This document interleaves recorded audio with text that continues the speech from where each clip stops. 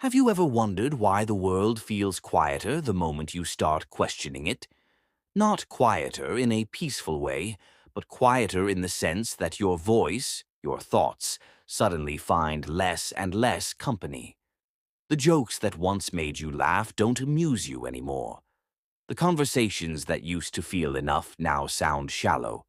The gatherings that once gave you comfort start to feel empty. It's almost as if the deeper you look into life, the more life pulls away from you. But if you've felt this, know that it's not just you. This has always been the destiny of deep thinkers, to walk a road that others fear, to carry questions that society prefers to bury. History is filled with such lonely figures, not because their thoughts were wrong, but because they saw truths that most people weren't ready to accept. Let's go back more than 2,000 years to the bustling streets of Athens. Imagine Socrates, not standing on a stage, not writing books, but simply walking among ordinary people, asking questions. What is justice? What is truth? What does it mean to live a good life? These sound simple, right? But in asking them, he disturbed the comfortable illusions of his time. His questions cut deeper than swords. They forced people to look at themselves in the mirror, and not everyone liked what they saw. Instead of being celebrated as a guide, he was condemned as a threat. And so Athens gave him poison instead of gratitude. His crime? He asked people to think. Isn't that ironic? The man who asked us to wake up was silenced for disturbing our sleep. Centuries later, another man picked up a telescope and shattered humanity's favorite illusion.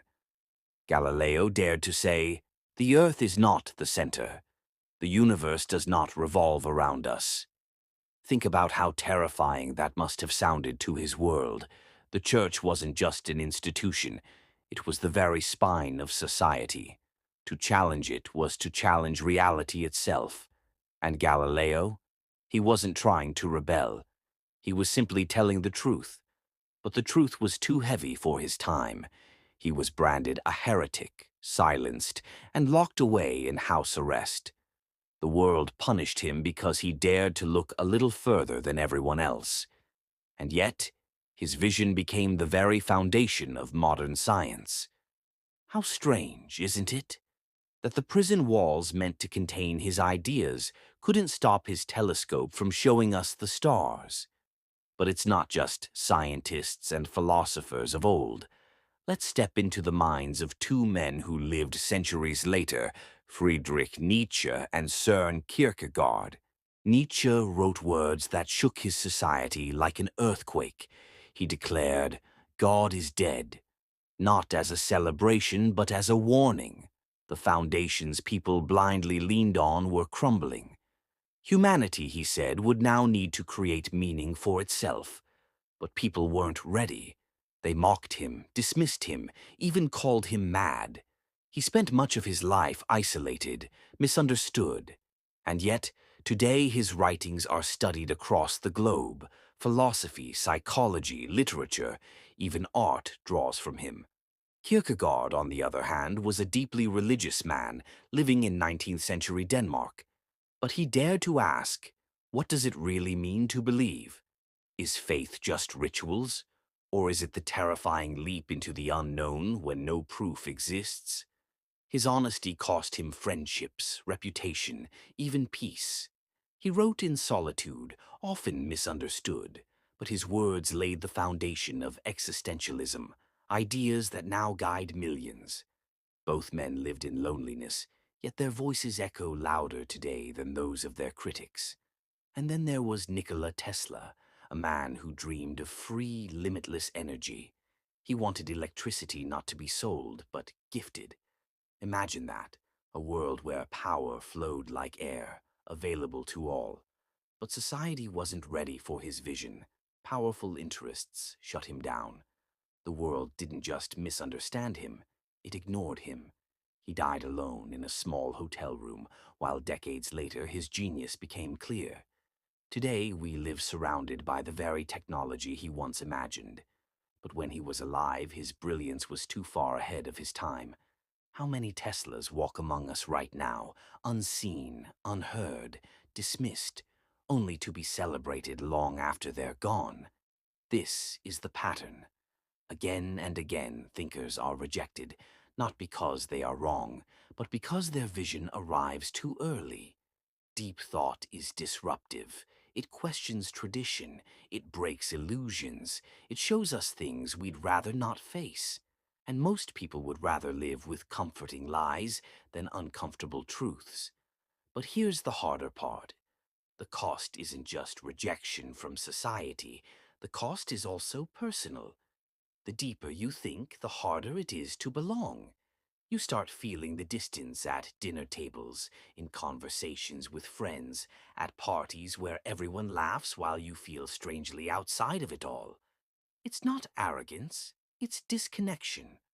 As Carl Jung once said, loneliness does not come from having no people around you, but from being unable to communicate the things that seem important to you.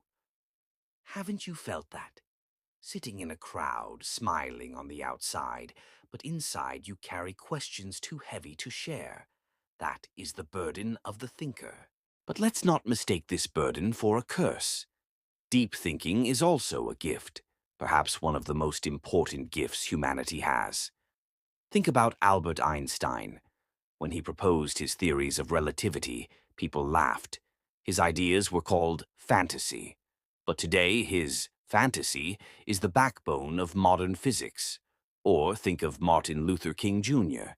His dream of equality was met with jail cells, threats, even bullets. But his vision reshaped the conscience of a nation. Time and again, what is mocked in one generation becomes the foundation of the next. And this isn't just history.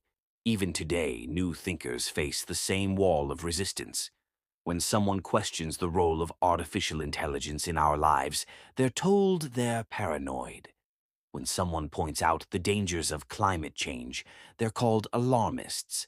When someone challenges political or social systems, they're branded as rebels or troublemakers. But isn't that the very proof that their ideas matter? If their words had no power, nobody would fight them. Here lies the paradox. Society rejects its deepest thinkers while they live, only to honor them after they're gone. The poison that killed Socrates gave birth to centuries of philosophy. The prison that confined Galileo opened the way to the stars. The loneliness that haunted Nietzsche and Kierkegaard reshaped our understanding of existence. The forgotten hotel room of Tesla became the birthplace of modern technology. Rejection in the present so often becomes reverence in the future. So, what does this mean for you, sitting here listening, perhaps nodding quietly? If you've ever been told you think too much, if you've ever been met with silence when you asked hard questions, if you've ever felt the weight of your own thoughts separating you from the crowd, know this: you are not alone. You are walking a path carved by some of the greatest minds in history. Isolation doesn't mean you are wrong. Often it means you see what others cannot or will not see yet. But walking this path requires courage, patience, humility. Courage to stand when the world dismisses you. Patience to wait for truth to reveal its power.